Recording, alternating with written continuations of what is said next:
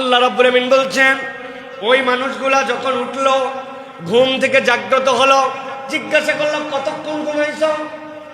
একজন বলল অর্ধেক দিন, আরেকজন বলল না না পুরা দিনই হতে পারে। আল্লাহ বলছেন কিছুই জানো না, 300 আরো অতিরিক্ত 9 বছর আল্লাহ তোমাদেরকে ঘুমাইছে না। তাদের কাছে মনে হয়েছে এক বেলা, ক্ষুধা লাগছে সেই রকম ক্ষুধা। কিন্তু ভালো করে খেয়াল করেন আল্লাহ কোন বাচন ভঙ্গিতে তাদের কথাটুকুকে কোড আনকোড করেছেন। আল্লাহ বলছেন ফাবাসু আহাদাকুম বিওয়ারিকিকুম হাযিহি ইলাল মাদিনা ফালইয়ানজুর আইয়ুহা আজকা তুআমা। আল্লাহ বলছেন খিদা অনেক, কঠিন খিদা, পাগল হয়ে গেছে ক্ষুধায়। টাকাও আছে তাদের প্রত্যেকের কাছে। একজনকে বলল বাজারের দিকে চলে যাও, বাজারে যাওয়ার পরে খাদ্য সংগ্রহ করে নিয়ে আসো, কিন্তু মনে রেখো ক্ষুধার জ্বালায়, অনেক খাদ্যের আশায় আমাদের অবস্থা বেগতিক। এরকম নেশায় কোনো কিছুতেই তোমাদেরকে যেন মূল পয়েন্ট থেকে দুই দিকে না সরায়। যাবা বাজার করবা, আমাদের জন্য খাদ্য নিয়ে আসবা, তবে দেখবে কোন খাদ্যটা পবিত্র সেই খাবারটা নিয়ে আসো। আল্লাহ কিন্তু হালাল বলেন নাই, আসকা বলেছেন। রসুল প্রেরণের উদ্দেশ্য কি ছিল কম বেশি আমরা জানি। ইয়াতলু আলাইহিম আয়াতি ওয়া ইউযাক্কিহিম, ওই যে তাজকিয়া, ওই সেম শব্দের মাদ্দাগত শব্দটা আল্লাহ এখানে ব্যবহার করেছেন। বান্দা কেবল হালাল নয়, কেবল শুধুমাত্র হালাল নয়, হালালের থেকে আরেক গ্রেড উপরে পবিত্র খাদ্য যেটা কেবল হালাল নয়, সংমিশ্রণ নয়, আল্লাহ বলছেন সেটা যেন পবিত্র হয়। এরকম খাবারটুকু তোমরা দেখে শুনে নিবা। ক্ষুধার জ্বালায় অনেক সময়ের কষ্টের কারণে যা পাইলাম তাই নিয়ে নিলাম, এরকম নয়।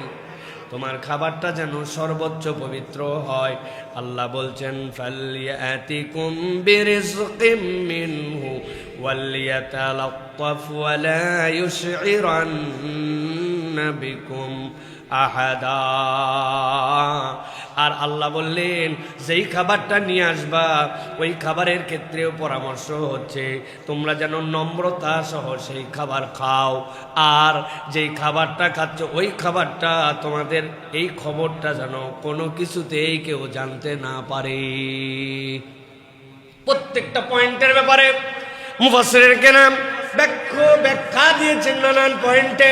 হালাল তো হালাল, এর সাথে পবিত্র, পবিত্র তো পবিত্র, খাদ্যের মধ্যে নম্রতা। আমার ছোটবেলার কথা মাঝে মাঝে মনে হয়, আব্বার সাথে বাজারে যাইতাম, সবাই বাজার করার পরে বাজার আলগা নিয়ে আসতো, আমার বাপ বাজারে যাওয়ার সময় বড় বড় 2টা ব্যাগ নিয়ে যেত, অনেক সময় বস্তা নিয়ে যেত।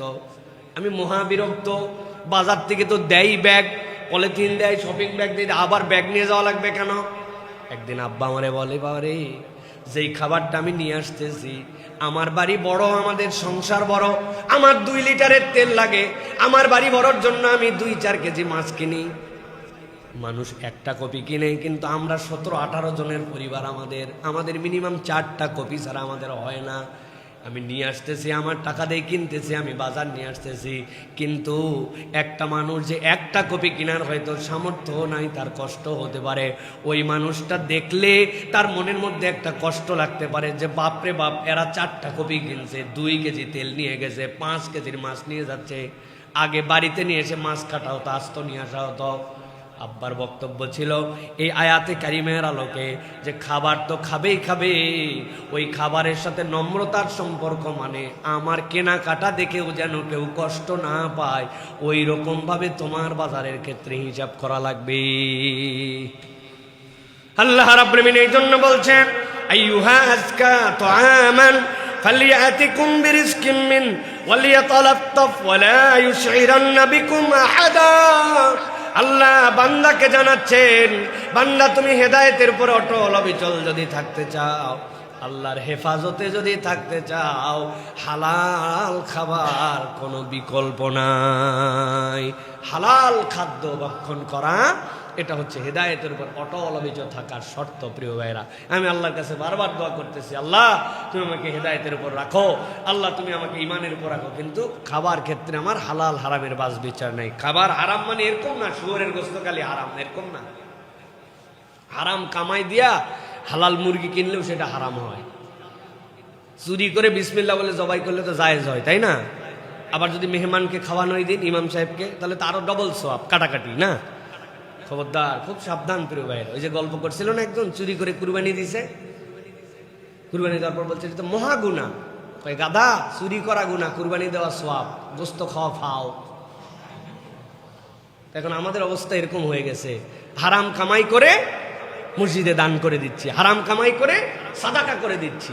এরকম কোন ইসলাম আমাদের জন্য ঈমান এবং হেদায়েতের উপর অচল অবিচল রাখবে, ইসলাম আমাদেরকে শিক্ষা দেয় না। বি কেয়ারফুল, যে আমার ফাঁকি দিচ্ছি কাজে, ফাঁকি দিয়ে আমি পারিশ্রমিক ঠিকঠাক মতো নিয়ে নিচ্ছি, তাহলে আমার জন্য সেটা হালাল হচ্ছে না। বি কেয়ারফুল, এটা নিজের প্রজন্ম ধ্বংস হয়ে যাবে। বাচ্চা কাচ্চা মানুষ হয় না, বলে না, কথা শোনে না, মানুষ হয় না, বকে গেল। এরকম কেন হয়ে গেল? হালাল হারামের বিচারটা খুব করতে হবে। তালেব ইলমদের জন্য খুব জরুরি।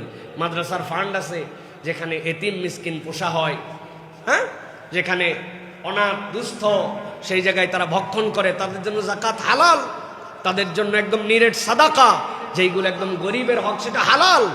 কিন্তু আপনার সে অবস্থা নাই, কিন্তু আপনি চিন্তা করছেন আমি তালেব ইলম, সেই হিসাবে আমিও খাইতে পারি, আপনিও কৌশলে ওই ফান্ডেরটা খান। এই খাওয়া দ্বারা কিছু হবে না, রুহ মরে যাবে, অন্তর শেষ হয়ে যাবে। Be careful. এই জন্য ভাই, কষ্ট করে হলেও আমাদেরকে হালালের প্রতি নিজেদেরকে অটল অবিচল রাখতে হবে। আল্লাহ যেন তৌফিক দান করেন।